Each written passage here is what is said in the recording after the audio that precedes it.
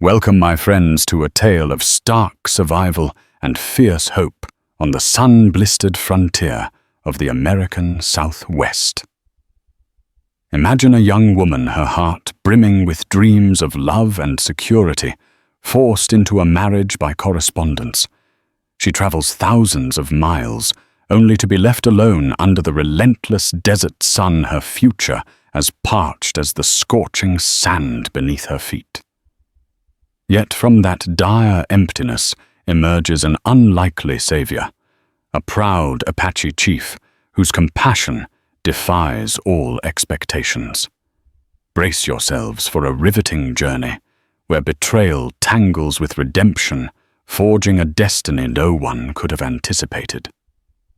Charlotte Gray first saw the endless horizon of the Arizona desert from the cramped window of a stagecoach. The heat pressed on her like a weight stifling her breath. Nevertheless, her heart raced not from discomfort, but from anticipation. She was on her way to meet Harold Beck, the man who had answered her letter in the Matrimonial News, one of those mail-order bride advertisements that promised domestic bliss to lonely settlers and adventurous women willing to brave the frontier. Charlotte was both hopeful and desperate. Her father, Thomas Gray, had passed away from a lingering fever in Pennsylvania, leaving her with nothing but a small trunk of possessions and a head full of dreams. The stagecoach rattled along a hard-packed trail. With every jolt, Charlotte clutched her mother's tattered Bible closer. It was her most treasured heirloom, the last link to a gentler world she once knew. Alongside her in the coach sat a grizzled miner who smelled of whiskey and dust, a timid widow from St. Louis, and a chatty salesman who claimed he'd once seen Wyatt Earp passing through Dodge City, though Charlotte suspected he exaggerated for effect. She listened politely, nodding at appropriate moments all the while, envisioning Harold's kindly face. In his letters, he described himself as a rancher of modest means near Fort Bowie. He wrote of a tidy homestead, a few acres of farmland, and a herd of cattle waiting to grow under the Arizona sun. He promised her a simple but decent life, far from the harsh industrial mills that had trapped her family in poverty back east. When the stagecoach finally lurched to a stop at a dusty outpost called Wilcox Station, Charlotte wiped her damp brow and squinted into the midday glare. The driver announced this was where she should wait for Harold Beck's wagon. She gathered her trunk and carefully stepped down, nerves fluttering in her stomach. An older couple and their child hopped off as well, disappearing into the squat station house. The driver tipped his hat to Charlotte, accepted her meager tip, and soon rattled off down the road, leaving her alone in the swirl of desert dust. Hours passed. Charlotte sipped warm water from a battered canteen the station master had kindly lent her. She watched the sun's merciless arc across the sky. A lizard darted beneath the porch, and the station master's horse whinnied in the pen out back. One by one, the other travelers found their rides or made alternative plans. Charlotte's was nowhere in sight. Perhaps Harold's journey was delayed, she reasoned. Maybe his wagon wheel had broken, or he'd encountered trouble with rustlers. By sunset, worry settled like a stone in her chest. The station master, a weathered man named Eli Thompson, who claimed to have once hauled freight alongside John Henry Tunstall in New Mexico, tried to reassure her. He offered her a bunk in the back of the station for the night, with the promise to help if Mr. Beck arrived at dawn. But as the stars emerged over the endless desert sky, Charlotte lay awake on a rough cot, gazing at flickering lantern shadows on the wall, wondering if this bold step westward was the worst mistake of her life.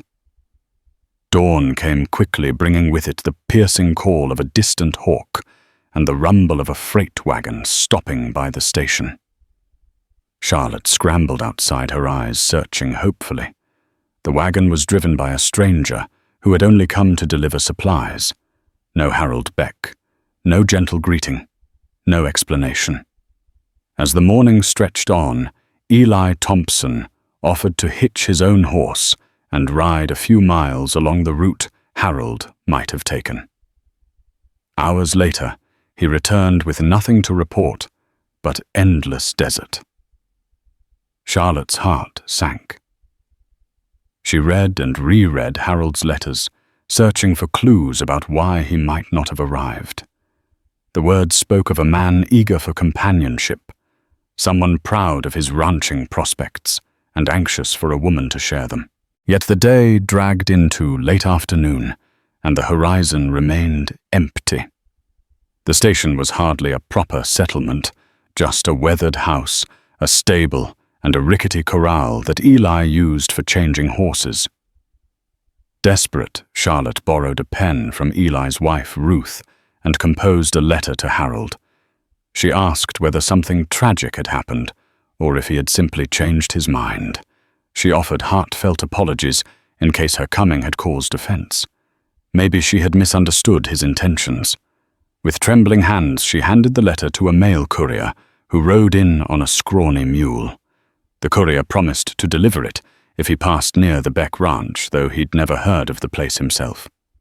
That evening, as Charlotte gazed at the never-ending sky, she caught sight of a flicker of movement on the horizon. A rider approached at a leisurely pace, dust swirling around his horse's hooves. Could it be Harold? Her heart pounded. But as the figure drew closer, she saw it was someone else, a lean man with a slouch hat wearing a revolver at his hip. His name was Marshall Cooper, a wandering lawman who apparently had some private business with the station. He'd known men like the Earp brothers in Tombstone, he said, back in the day. After exchanging a few words with Eli, he eyed Charlotte with a mixture of curiosity and pity. She summoned her courage to ask if he knew Harold Beck. The lawman frowned, rummaging through his memory.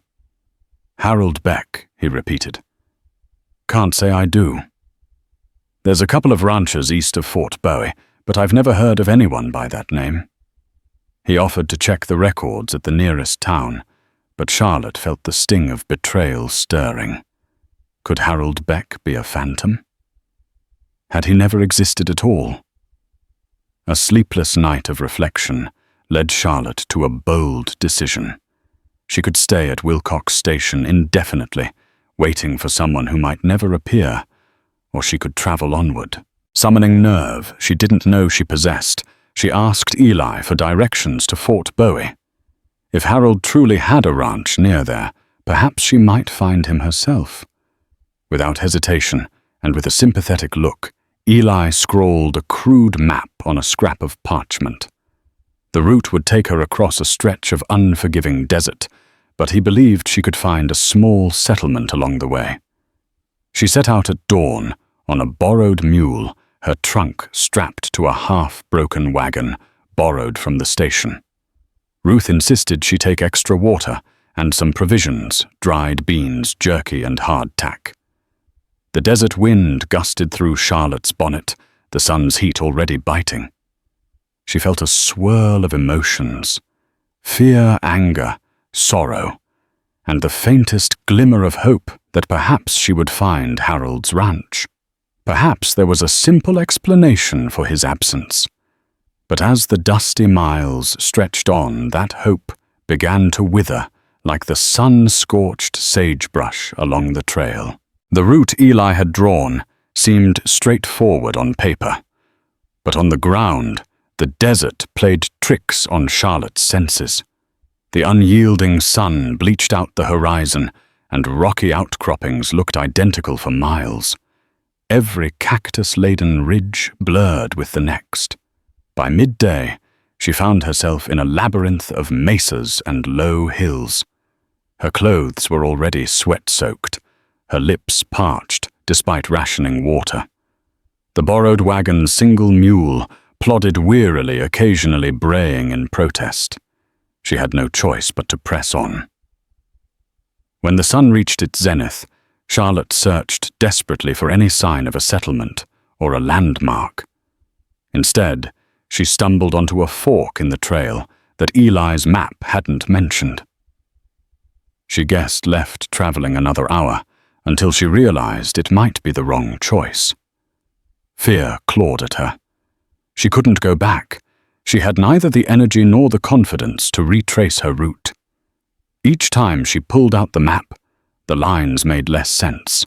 Anxiety gave way to panic, and panic led to mistakes. Eventually, she veered off the trail entirely in search of a shortcut. The land seemed to stretch into an endless, monotonous sprawl. By late afternoon, the mule staggered from thirst and exhaustion. Charlotte, equally desperate, dismounted and tried to lead the animal to a faint glimmer that might have been a creek bed. Instead, she found nothing but bone-dry rocks. The water skins were almost empty. Her trunk had bounced loose in the wagon, scattering her small store of personal items. She had no choice but to dig through the trunk right there, searching for anything useful. She paused as her fingers brushed across her mother's Bible. Trembling, she lifted it to her chest and whispered a short prayer for guidance, for some sign to show her the way. Though not devout by upbringing, she clung to this last vestige of comfort. She promised herself she wouldn't succumb to despair, but her body was crying out for water, and her mind was starting to swirl with delirium. As the evening wind whipped the dust into swirls, the mule collapsed. Charlotte fell to her knees, tears cutting tracks through the dust on her cheeks. She wrestled with the harness, trying to coax the poor creature up, but it refused. Panicked, she realized she might die out here if she couldn't find help. The desert's hush pressed in around her, broken only by the howling wind. That night, she huddled under the wagon, which offered scant shelter. She tried to eat some jerky, but found her mouth too dry to chew. Her head pounded, her eyes burned. She couldn't sleep for fear that she might not wake. She pulled the trunk closer, feeling an irrational sense of security from the battered wood. She prayed again, not even sure to whom or what.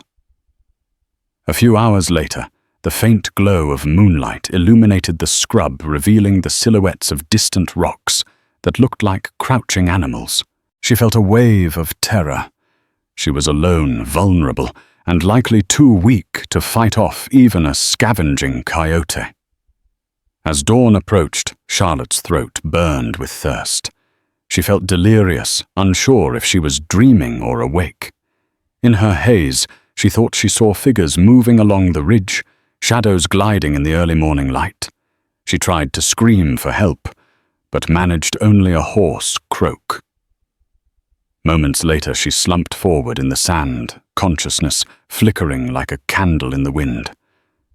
When she opened her eyes again, she saw moccasin-clad feet. She tried to focus to comprehend. People were speaking in low, measured tones, their words lost on her. She felt cool water trickle onto her lips, and she gulped greedily, ignoring the burn in her throat. Then darkness rushed back. The last thing she felt was a firm but gentle hand on her forehead, easing her deeper into oblivion. Charlotte's return to consciousness was like surfacing from the depths of a dark lake. She blinked, trying to recall where she was. A pungent smell of wood smoke and herbs filled her nostrils. Her lips no longer felt cracked, and her body, though still sore, seemed less aflame. Gradually, her vision cleared enough to discern that she lay on a mat inside a large wickiup, a domed shelter, fashioned from branches and covered with hides. Sunlight streamed through the entrance, illuminating swirls of smoke. She turned her head to see a middle-aged Apache woman tending a small fire. With quick, efficient motions, the woman sprinkled dried leaves into a clay pot. Sensing Charlotte's movement, she glanced over. Their eyes locked, and the woman nodded, offering a quiet, kind acknowledgement, before returning to her task. Charlotte tried to speak, but her voice came out a rasp. The woman understood her need, lifting a wooden bowl to Charlotte's lips. The liquid tasted bitter, but it soothed her dryness. Grateful tears stung Charlotte's eyes as she swallowed. Over the next few days, Charlotte drifted in and out of consciousness. Every time she awoke, the same woman whom she would come to know as Nantan was there administering a variety of herbal brews to treat sunstroke and dehydration. Sometimes other figures entered, Apache men and women, who spoke in hushed voices. They would examine Charlotte with curiosity, but never with hostility. The only one whose presence exuded undeniable authority was a tall man with strong cheekbones and gentle eyes. He wore leather leggings and a band around his forehead. Nantan addressed him with respect, calling him Chief Nietzsche. Once Charlotte recalled hearing the name Geronimo, in passing a name she had only encountered in newspapers back east, usually described in ominous tones. She wondered if the fearsome Apache warrior was anywhere nearby, or if she was in the very heart of a band some folks considered outlaws. But these thoughts faded whenever the fever claimed her again, pulling her back into the comforting darkness of rest. On the morning she finally felt truly lucid, Nantan helped her sit up. Charlotte's first coherent words were, "Thank you for saving me." She pronounced them slowly, uncertain if Nantan understood English. To her relief, Nantan nodded. Though her own English was broken, she managed to convey that Charlotte had been found near death, alone with a collapsed mule. The Apaches had debated whether to bring her back to their hidden campsite. Some feared she might be a scout for the U.S. Army. But Chief Nietzsche had insisted they help her. Later that afternoon, a younger woman with a bright smile approached Charlotte. "My name is Esane," she said in halting English. "Chief Nietzsche wants to speak with you when you are stronger." Charlotte swallowed hard. She wasn't sure what that meant. Her mind spun with questions. Where was her wagon? What happened to her trunk? Did the Apaches intend to ransom her or turn her over to the army days turned into a week? And with rest and care, Charlotte's strength returned. She learned that Nietzsche's group had set up camp near a remote spring nestled between rocky bluffs. They were constantly moving, driven by tensions with the cavalry and by their own need to find resources. Some days the men departed for hunts. Other days they quietly dismantled parts of the camp to relocate. Through it all, Charlotte remained under Nantan's watchful eye, gradually picking up words in the Apache language. She repaid their kindness by mending clothes with her sewing kit, a skill her mother had taught her back in Pennsylvania. At last, Chief Nietzsche summoned Charlotte to a large fire circle at dusk. She walked slowly, the desert breeze rustling her skirts. The Apache gathered around, silent their faces, flickering orange and gold in the flames. Nietzsche waited until she sat on a woven mat across from him. Then, with Esane interpreting the chief, asked her story. Why she was alone, lost in the desert. Charlotte recounted everything, the letters from Harold Beck, her arrival at Wilcox Station, the days of fruitless waiting, and her desperate trek to find him. When she finished, the chief studied her intently. His dark eyes held compassion, but also a hint of caution. Esane conveyed that Nietzsche had encountered false promises and betrayals from white settlers and the army. He warned Charlotte that the land was dangerous, not just because of the desert's brutality, but because of broken treaties and cruelty on both sides of the conflict between settlers and the Apache. A tense silence followed. Charlotte sensed that Nietzsche was weighing whether to keep her with the tribe or send her on her way. Would they leave her at the next outpost? Turn her over to cavalry patrols? As the fire crackled and sparks leapt into the sky, she wondered if this was the end of her journey, or the beginning of a fate she could never have imagined. The next morning, Nietzsche's band prepared to move camp again. They had word from a scout that soldiers were patrolling near Fort Bowie, searching for renegade Apaches. Charlotte suspected that was how the cavalry referred to anyone who resisted confinement to the San Carlos reservation. Though frightened, she also felt a strange pang of longing. If soldiers were nearby, perhaps she could ask them about Harold Beck. But would they believe her story, or would they dismiss her as just another lost traveler? Nietzsche assigned 2 women to help Charlotte pack her few belongings, what remained of them. Her trunk had been salvaged, though water damage had ruined many of her keepsakes. Her mother's Bible, thankfully, was still intact. Each time Charlotte touched it, she felt a pang of guilt for allowing it to be exposed to the elements. Still, she thanked Nantan and Esain for their efforts, deeply grateful they had bothered to rescue any of her possessions at all. The band traveled north, blending into the rugged terrain with an ease that amazed Charlotte.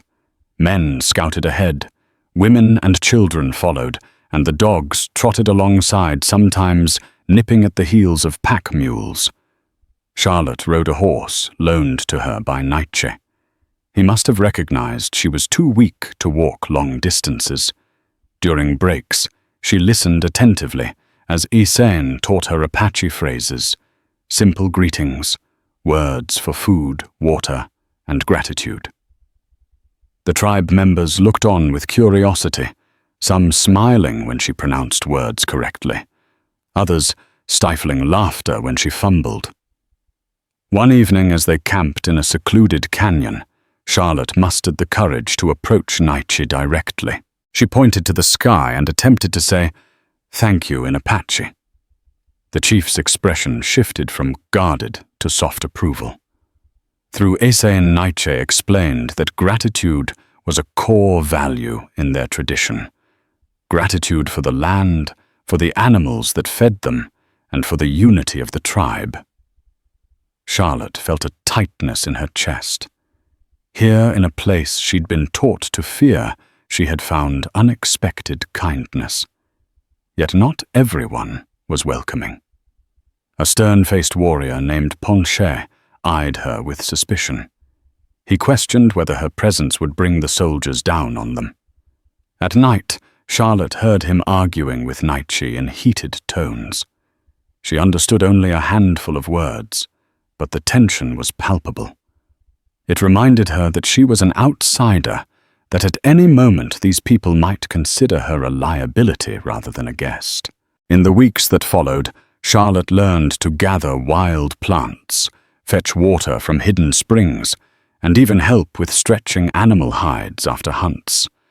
She practiced sewing buckskin garments, using stitches more suited to frontier life than to the Sunday dresses she once made in Pennsylvania. The older women of the tribe, including Nantan, found her willingness to learn endearing, though they occasionally smirked at her clumsy attempts. One day, while the men were out hunting, Charlotte wandered beyond the camp's perimeter to admire some desert flowers. Ponche emerged behind her, like a silent spectre startling her. He demanded she stay closer, warning of rattlesnakes and cougars. His tone was sharp, but Charlotte sensed something behind his anger-fear. She realized that if something happened to her, it could jeopardize the entire band. In response, she offered a cautious apology in Apache, bowing her head to show respect. Surprised by her effort, Ponche merely grunted and disappeared among the rocks. That evening, Nietzsche led the returning hunters in a victory chant around the fire, celebrating a successful deer hunt. Charlotte observed from the sidelines until Nantan pulled her into the circle. To her surprise, her feet found the rhythm. Though it was unlike any dance she'd done before, she felt a surge of belonging. The swirl of flames, the pounding of feet on earth, and the haunting chant filled her with an inexplicable sense of connection. For the first time since she left Pennsylvania, Charlotte felt she had a place, an identity beyond that of a mail-order bride or a lost traveler. The tribe had saved her life, and every day she spent among them taught her how little she truly knew about this land. She thought of Harold Beck and wondered if his ranch was a lie. She thought of the cavalry and the conflicts.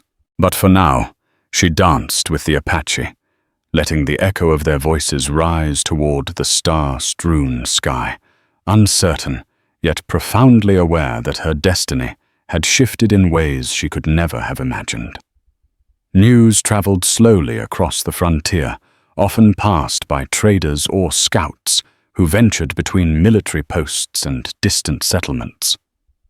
One afternoon, while Charlotte helped Essaine grind corn, a small group of travelers approached the Apache camp under a white flag. They were not soldiers, but rather a mix of 2 Mexican vaqueros and a lone American named Samuel Wheeler, who claimed he was seeking peaceable trade opportunities. Nietzsche, ever cautious, met them outside the camp with Ponche and 2 other warriors. Charlotte watched from a distance, heart pounding. She wondered if these men might mention Harold Beck, or if they'd heard of any rancher who matched his description. After some tense negotiation, Nietzsche and his warriors allowed the visitors into a neutral clearing near the water source. A handful of blankets and trinkets were traded for goat meat and medicinal herbs. Throughout the exchange, the Apaches maintained a stoic reserve. Charlotte hovered on the outskirts, uncertain if she should reveal herself. Eventually, her curiosity got the better of her. She approached the American Samuel Wheeler, a wiry man with tanned skin and a dust-streaked hat. She asked him if he'd ever heard of Harold Beck near Fort Bowie. The man frowned thoughtfully. "I've been near Fort Bowie a fair bit. Don't recall a rancher by that name," he said. "You might check further west near Tucson or down by the San Pedro River. A lot of folks come and go. Sometimes they register false names to dodge taxes or old warrants." The possibility that Harold Beck was a pseudonym hit Charlotte like a blow. She thanked Wheeler anyway, swallowing the lump in her throat. Could it be that the man who'd written those letters never intended to claim her at all, as Wheeler and his companions departed? Charlotte returned to her tasks with a heavy heart, hoping her outward calm hid the turmoil inside. That evening, Nietzsche summoned Charlotte again. This time, Essaine wasn't present to translate, so they communicated in halting phrases and gestures. Nietzsche pointed to the west, miming a journey on horseback, then tapped his chest and gestured to Charlotte. She realized he was offering to help her search for whoever had abandoned her. His expression was sober, as though he understood the depth of her longing for answers. Charlotte tried to speak, managing only fragments of English. "Find Harold? Truth. Please," she said, tears threatening to spill. In response, Nietzsche handed her a worn leather pouch. It contained dried corn and a few precious turquoise beads. Through gestures, he indicated these would serve as trade or offerings should they encounter other tribes or suspicious settlers. Her gratitude overcame her, and she bowed her head, pressing her hands together in a gesture of thanks. She wanted to embrace him in gratitude, but held back, uncertain if that would breach cultural boundaries. Over the next few days, preparations began for a small search party, Nietzsche Ponche, and 2 younger warriors named Taza and Law. Charlotte would accompany them, though the rest of the tribe would stay hidden. The plan was to circle around Fort Bowie at a safe distance, eventually reaching a small settlement rumored to lie further west. If Harold Beck was real and living off some obscure trail, they might stumble upon evidence. If not, Charlotte would have to accept that her entire reason for crossing the continent had been based on a cruel deception. One last evening around the fire, Nantan gifted Charlotte a small hand-woven pouch filled with medicinal herbs, an acknowledgement that she would need all the strength she could muster. Essaine embraced her as they said farewell tears reflecting in the firelight. It felt like a sister leaving home. Despite the swirl of emotions, Charlotte sensed something else, a resolution forming inside her. The frightened, abandoned bride of a month ago was gone. In her place stood a woman who had survived the desert's fury and gained the respect of a people she once knew only through fearful rumors. As the group rode out at sunrise, the wind tugged at Charlotte's bonnet, and she took one last look at the campsite. Part of her wanted to stay to live among these quiet canyons and kind faces, but she knew she had to confront her past, even if it meant discovering a heartbreaking truth. Ahead lay miles of uncertain terrain, a land dotted with illusions and dangers, where even well-meaning travelers could vanish without a trace. But for Charlotte, each hoofbeat carried her forward with a new sense of purpose, guided by the confidence she had found among the Apache. They traveled under the cover of dawn and dusk, avoiding well-trodden roads and potential cavalry patrols. Nietzsche led the group through hidden valleys and narrow passes, relying on old paths the Apaches used long before the U.S. Army ever built outposts. Ponchi, though gruff, served as an able scout, often riding ahead to check for soldiers or suspicious travelers. At times, Charlotte wondered if he disliked her personally or was just wary of all outsiders. Either way, she had come to respect his skill. After several days, they neared a small settlement known as Cobra Gulch, a ragged cluster of buildings sprung up near a mining claim. Charlotte's heart thrummed with anxiety. The environment was decidedly hostile to Apaches. The men in these frontier towns often carried rifles quick to shoot at any Indian threat. Still, they needed information.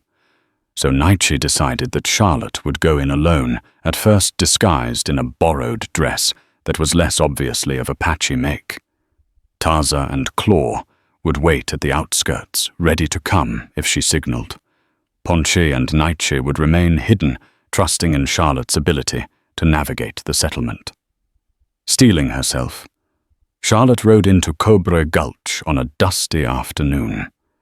The buildings looked weather-beaten, the main street dotted with saloons, a small general store, and a livery stable. She caught sideways glances from a few miners who raised their eyebrows at her unannounced arrival, but didn't stop her.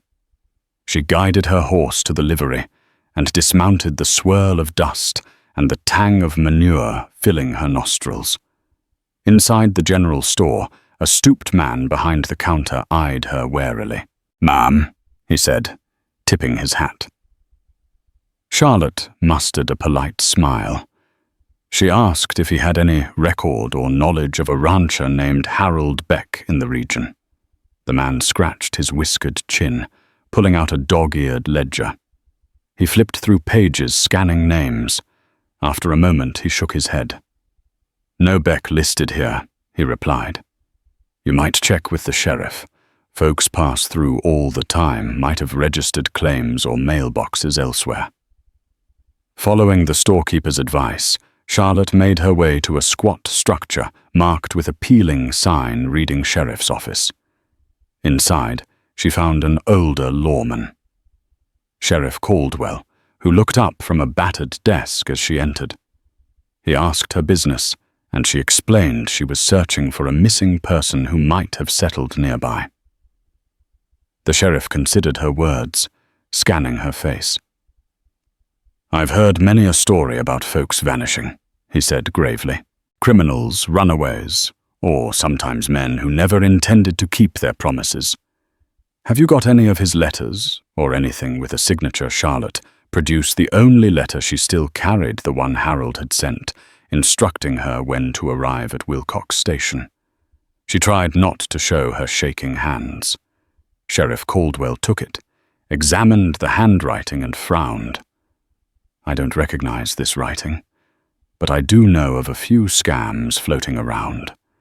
A fella claiming to have land might write to several women, take whatever money they send for travel costs, and then vanish. Could be that's what happened. He offered her a resigned shrug. The words struck Charlotte like a blow to the stomach. Shame mixed with anger. Had she truly been so naive as to fall for a con? She'd never sent Harold any significant sum, but perhaps he'd run a wider scheme. Or maybe he was just a cruel opportunist who changed his mind. Unbidden tears gathered in her eyes. Sheriff Caldwell cleared his throat and handed the letter back. "I'm sorry, Ma'am." Feeling defeated, she left the office. Outside, a handful of drunk miners lurched down the street, boisterously shouting about their latest gold strike. She wondered if Harold had once been like them, drifting between false hopes and unscrupulous deeds. Her thoughts were interrupted when she noticed a man standing near a stable watching her, too intently. She felt a prickle of unease. Without hesitation, she strode to her horse, but the man stepped forward, blocking her path. "New in town, sweetheart," he drawled, a sneer twisting his lips.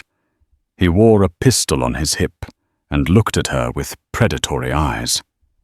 Charlotte's heart hammered. Summoning every ounce of resolve, she tried to move around him, but he grabbed her arm. "Don't be rude," he muttered. Panic flared. She reached for the small knife Nantan had given her, hidden under her apron.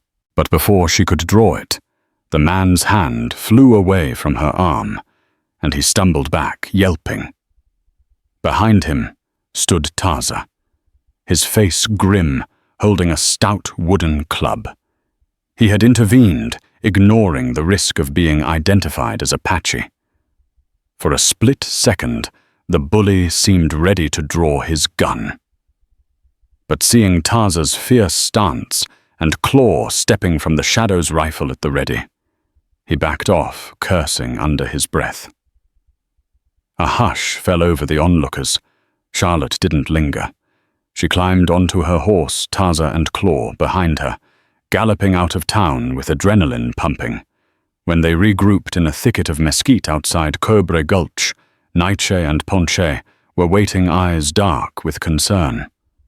Charlotte explained what had happened with the sheriff, the letter, and the threatening townsman.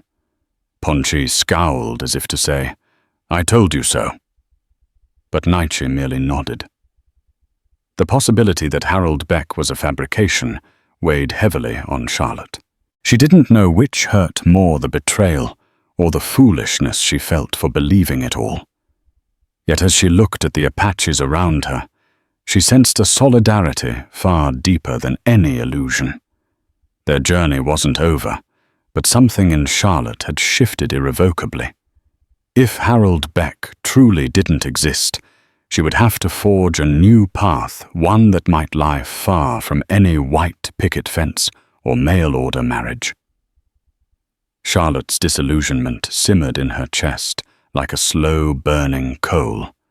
She tried to put on a brave face as the small party skirted Cobra Gulch, traveling further west. They hoped to confirm the final possibility. Maybe Harold wasn't well known by the locals, but indeed owned some hidden ranch. Charlotte clung to the thinnest thread of hope, though logic told her the search was futile. They set up a makeshift camp near a crumbling adobe ruin, a remnant of some abandoned Spanish mission. With the horses secured and the night's fire crackling, Ponche stared at Charlotte across the flames. She had grown used to his intense gaze. Slowly, he reached into his satchel and pulled out something wrapped in deer hide, a small photograph of a young Apache woman and a child. Although worn and faded, Charlotte recognized the tenderness in Ponche's eyes. She realized he, too, had a life beyond this constant vigilance and suspicion. He shared no words, but the gesture felt like a bridge across the chasm of their differences. Their quiet reflection was interrupted by a distant noise, hoofbeats approaching. Instantly, Naichi and Ponche were on their feet, scanning the darkness. Charlotte doused the fire heart, racing. Taza and Claw positioned themselves behind a low wall, rifles at the ready. They waited listening as the hoofbeats grew louder. Soon, a rider emerged from the gloom, struggling to control a lathered horse. The figure wore tattered clothes and a broad hat pulled low. Before anyone could react, the rider tumbled off, collapsing onto the ground. Naichi signaled for caution. Charlotte squinted, inching forward until she saw the man's face in the moonlight. He was gasping, delirious from exhaustion or injury. She noticed a dark stain on his shirt, a bullet wound. Ponchi knelt to check for weapons and found a revolver. He tossed it aside. Charlotte hesitated, then rushed forward to apply pressure to the wound as best she could, recalling some of the herbal treatments Nantan had shown her. The stranger's eyes fluttered open, and he croaked, "Apaches! God help me! I'm done for." But he lacked the strength to fight. His gaze slid over to Charlotte. He coughed wetly, flecks of blood staining his lips. Between ragged breaths he confessed that a gang of outlaws had robbed and shot him. "My name's Eddie Browning," he whispered. "Was on my way to meet a cousin near Fort Bowie." He convulsed slightly, groaning as Charlotte tried to stop the bleeding. Naichi knelt beside him, wearing an inscrutable expression. Though the man's hostility was clear in his fearful glance, the Apache chief motioned for Charlotte to keep working. In broken English, Naichi asked Eddie who had attacked him. Rufus Blackwell and his men, Eddie managed. "They're terrorizing these parts. They took everything. Left me for dead." His voice trailed off. Over the next hour, Charlotte did all she could to stabilize Eddie. She used some bandages she had kept, plus the herbs from her pouch, to staunch bleeding and reduce infection.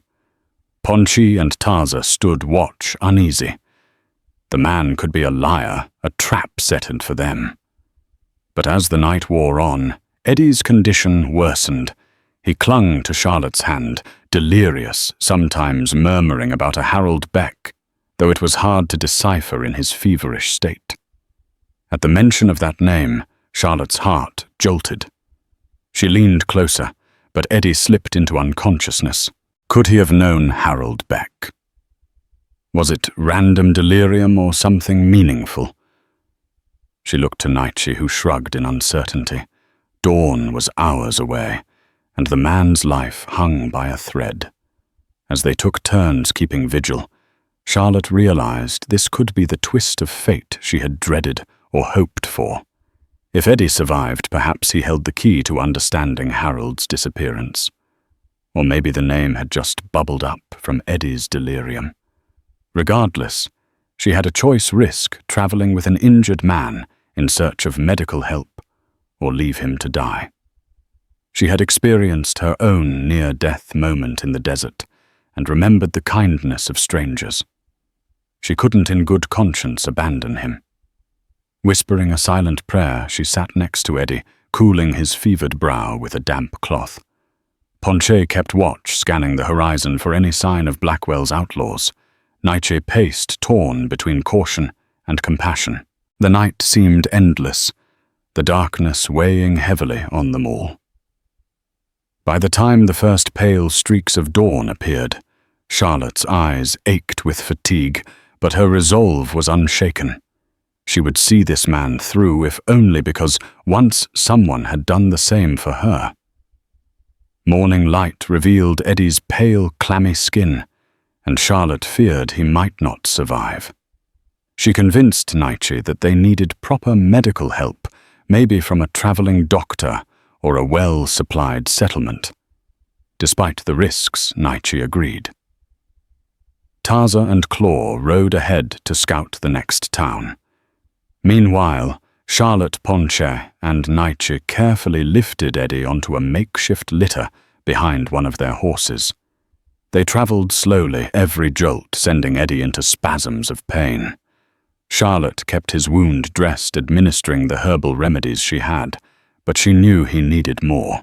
By midday, Taza rode back with news they'd found a small encampment of traveling merchants who included a man named Bernard Page, a self-taught medic. It wasn't a full doctor, but it was their best chance. He was willing to help for a price. Nearing the encampment, Charlotte braced for trouble. Indeed, the merchants looked on edge when they saw Apaches in their midst. A few men placed hands on rifles, but Bernard hauled. Page, a middle-aged man with spectacles and a weathered coat, stepped forward wearing a thin smile. After some tense negotiations, he agreed to tend to Eddie's wound in exchange for a few turquoise beads and some cured venison. Ponche hovered protectively, ready to intervene if this turned out to be a trap.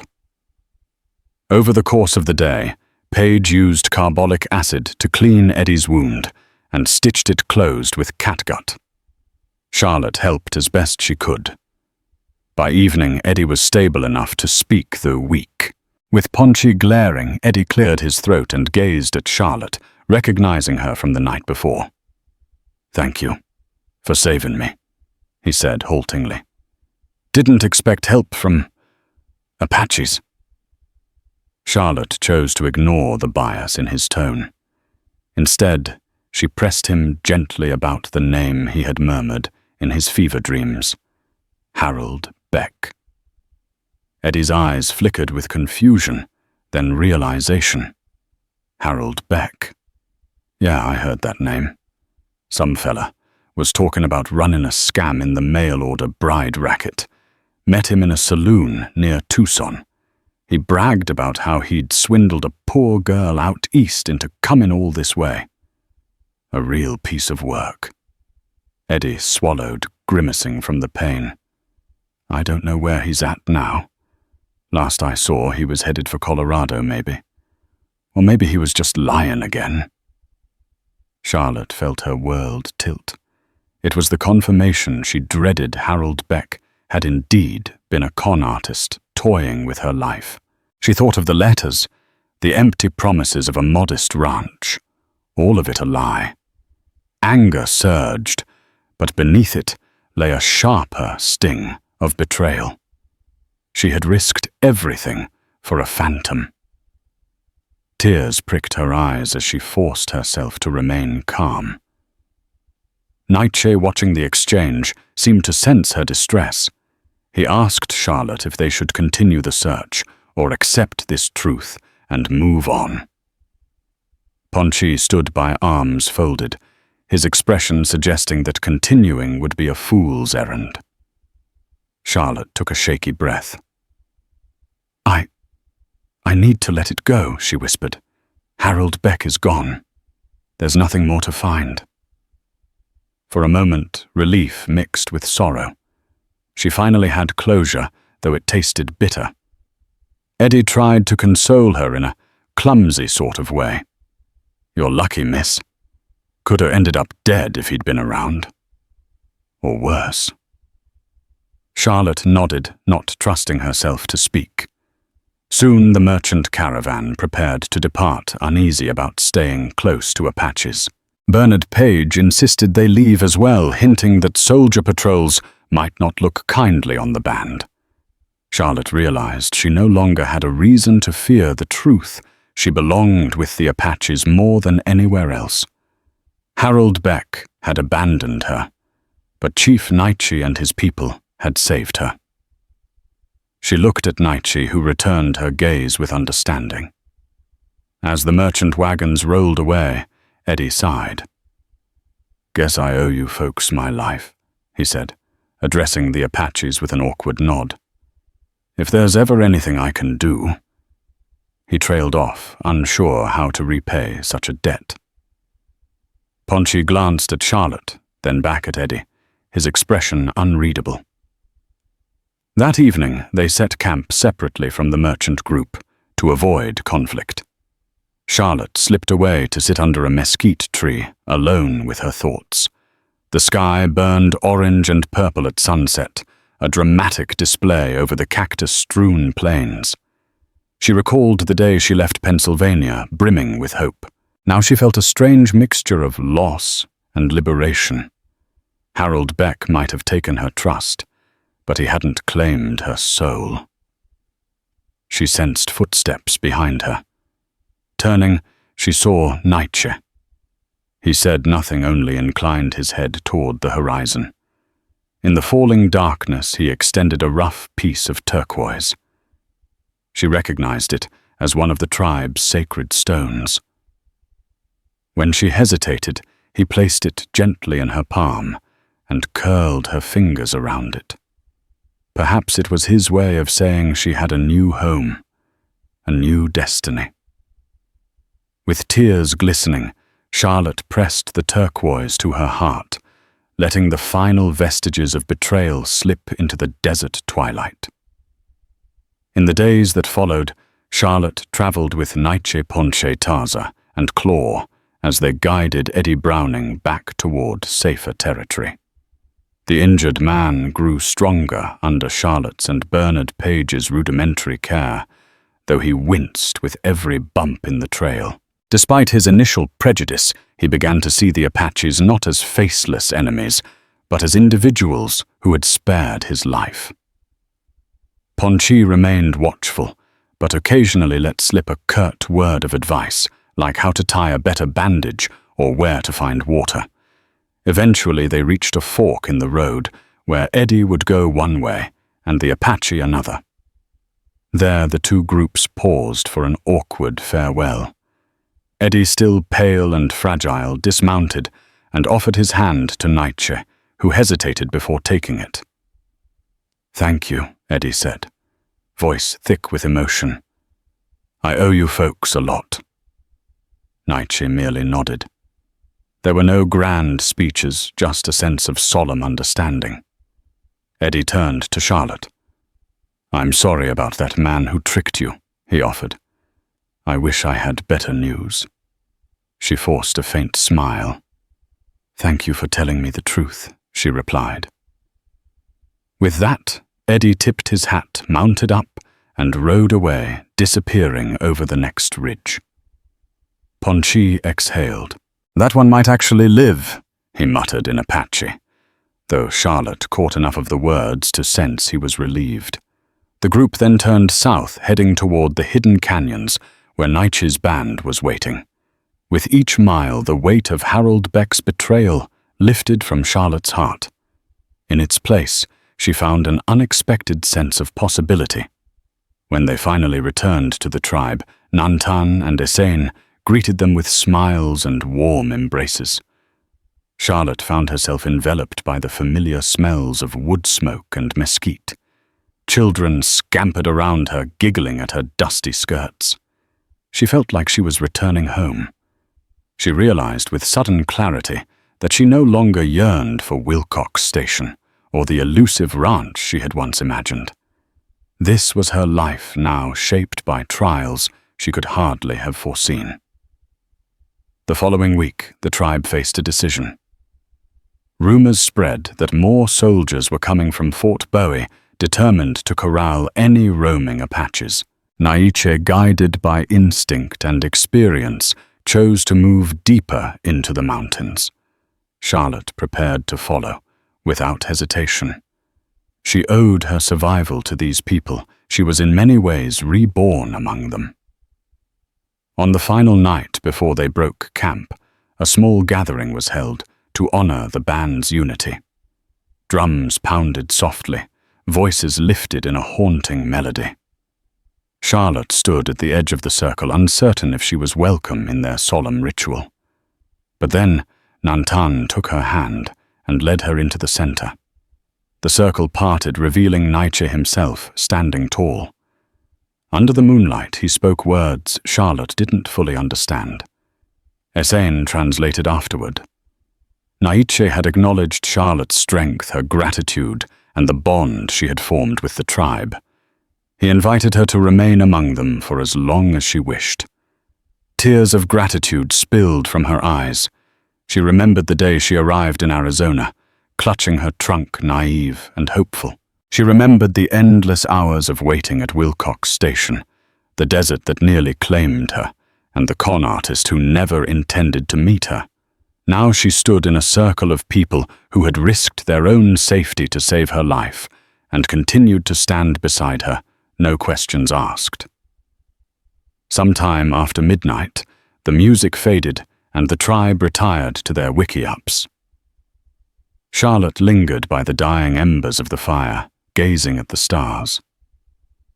She thought of her mother's Bible now tucked away in her trunk. She whispered a prayer not of desperation, but of gratitude, and perhaps a touch of wonder at how life can twist one's fate so unexpectedly. Before she left the fire, Ponche appeared, his face softened by the glow of the coals. In a rare moment of openness, he placed a small leather pouch at Charlotte's feet. Inside, she found an Apache-style necklace carved from bone and beads. Ponche said only a few words, which Esain later translated as, "You are our sister now." Overwhelmed, Charlotte clasped the necklace, feeling the weight of acceptance settle around her. At dawn, the tribe began their migration, wending through the rugged mountain passes. Charlotte rode near the front, guided by Nietzsche's sure direction, her heart as light as the pale pink sky overhead. Though the future remained uncertain, she no longer felt fear. She had discovered a resilience within herself and found a people who recognized it, treasured it. She had lost a husband-to-be, but gained a destiny as vast and wild as the desert itself. A destiny guided by the same sun that once threatened to take her life, and the same unwavering spirit that led an Apache chief to rescue a stranger from the dust.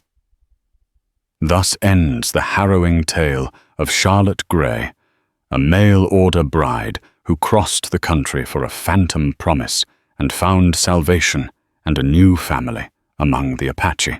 In the span of mere months, she was transformed by the scorching desert sun, the betrayal that nearly destroyed her spirit, and the kindness that resurrected it. Where she expected only dust and despair, she discovered purpose and an unbreakable bond. Her story is a testament to the resilience of the human heart, no matter how dire the circumstances. If this epic journey moved you, please take a moment to like, share, and subscribe to this channel. Your support helps us continue bringing stories of courage, redemption, and the power of unity to listeners everywhere. Join us again for more tales that prove hope can emerge from even the most unforgiving landscapes, and that destiny can change in a heartbeat.